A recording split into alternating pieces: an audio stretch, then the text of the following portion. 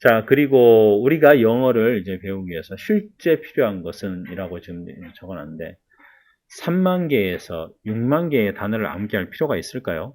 그 프랑스의 언어학자가 제안한 글로비시라는 게 있습니다. 지금 이 스트리밍 페이지 하단에 보시면 그 글로비시 그 단어 링크가 있거든요. 그걸 다운받아서 단어를 보셔도 돼요. 그 프랑스의 언어학자가 제안한 글로비시의 추천 단어는 1500단어입니다.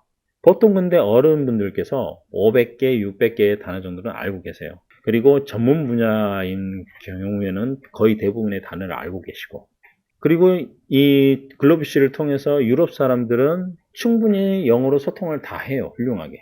단어를 막 10,000개, 20,000개, 30,000개 알 필요가 전혀 없어요. 근데 여러분이 이제 회화를 시작하면 이 어휘, 즉 단어들이 이제 한 번씩 써보기 때문에 쉽게 이제 익숙해져서 들어와요.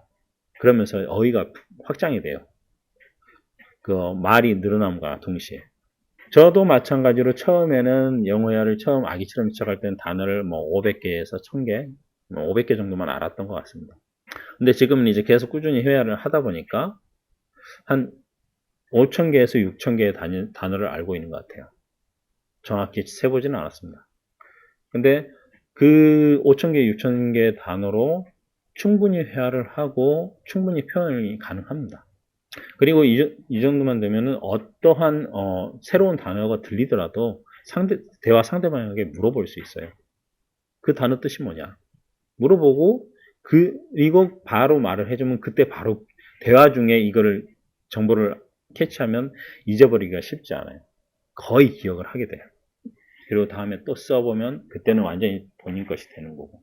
그렇기 때문에 영어 회화를 하면서 단어를 막 많이 외운다? 그럴 필요 전혀 없습니다. 제 케이스에 따르면. 예. 그리고 저는 뭐 하루에 10분, 20분 그렇게 그냥 이렇게 투자를 했지 뭐 1시간, 2시간씩 투자를 하지 않았어요. 자, 생각을 해보세요. 예를 들어 고등학생, 대학생들이면 그 몸의 에너지도 좋고 집중력도 대단하거든요. 그러면 그런 친구들이 이런 문법 위주가 아닌 영어 회화를 하는 방법으로 시작을 하면 금방 6개월, 1년이면 굉장히 유창해질 수 있어요. 그리고 이제 계속 또 하겠습니다. 단어를 얘기하다 얘기가 좀 샜는데, 그리고 패턴 영어. 자, 아까도 제가 말씀드렸다시피 이거 정말 쓸모없는 겁니다. 아주 한정된 특정 포인트에서는 쓸 수가 있어요. 아주 한정된 특정 포인트. 예를 들어 화장실 가는 길 물어보는 거. 예를 들어 공항을 패스할 때 이제 공항에 그 출입국 심사를 할 때 그런 것들 아주 한정된 것만 할 수가 있는 거예요. 우리가 왜 패턴이 필요 없냐면 패턴 영어식으로 말을 하지 않아요. 일단 사람들이 다. 그리고 그 중에서 예를 들어 그 패턴에 유사하게 말을 했더라도 단어 하나가 바뀌면 뜻이 바뀌어 버릴 수 있잖아요. 그걸 어떻게 따라잡을 거예요?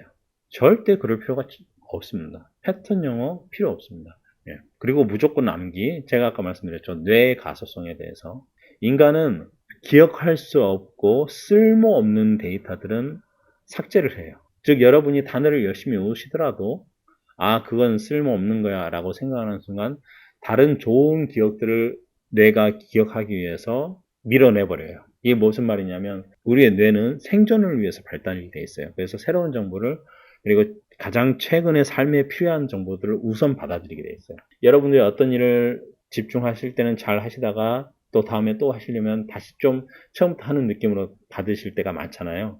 그게 바로 뇌 가소성입니다. 그래서 암기를 해라? 아닙니다. 암기는 안 하셔도 돼요. 네. 그리고 문법 강조. 문법 강조에 대해서는 아까도 폐해를 말씀드렸기 때문에 더 이상 말씀드릴 필요가 없고. 자, 발음 문제에 대해서 한번 말씀드리겠습니다. 이게 되게 중요한 챕터거든요. 원어민 인구는 몇 명일까요? 자, 원어민 인구는 전 세계적으로 한 조사를 해봐야겠는데 한 6억에서 7억 명이 됩니다. 6, 7억 명 정도가 원어민입니다. 즉 이제 네이티브 스피커들이죠. 자, 그러면 비네이티브 스피커인 국가들은 몇 개일까요? 약 100개가 있습니다. 100개 나라들이 영어를 사용합니다. 총 25억 명의 사람들이 영어를 사용을 해요. 매일매일. 그 100개 나라들이 다 다른 발음이 있고요. 그리고 그 한 나라마다 지방마다 또 발음이 달라요. 발음 문제가 아니에요. 영어를 들었을 때 알아듣지 못하는 거는 그 단어를 듣는 순서대로 이해를 못하기 때문에 알아듣지 못하는 거지 발음 문제가 아닙니다. 자, 여러분들이 발음을 정말 어느 한 국가의 스타일대로 얘기를 하면 다른 나라에서는 쉽게 못 알아들을 수도 있어요. 그러니까 발음 문제에 대해서는 전혀 고민을 하실 필요가 없어요. 그리고 회화를 해야 발음이 고쳐지는 겁니다. 내가 아는 단어들을 쓰기 시작을 해야지 발음이 고쳐지지, 쓰지를 못하는데 어떻게 발음이 고쳐집니까? 자, 그 다음 또 하나, 뭐, 이디옴이라고 하죠. 뭐, 관용구, 수거, 뭐, 이렇게도 얘기를 하는데, 이거를 굳이 공부를 할 필요가 있을까? 라고 물으신다면, 할 필요 없다라고 말씀드리고 싶어요. 왜 그러냐면, 유럽의 대부분 나라들은 이 관용구에 대해서 대부분 몰라요. 그리고 그 각 국가마다 그 각 국가의 구성원들이 모든 관용구를 알고 있지도 않아요. 예를 들어 영국 사람들이 알고 있는 관용구 이디엄들이 있고 미국 사람들이 알고 있는 이디엄들이 있는데 또 지역마다 그것도 또 상황이 달라요. 어떤 사람은 알아듣기도 하고 어떤 사람은 못 알아듣기도 해요.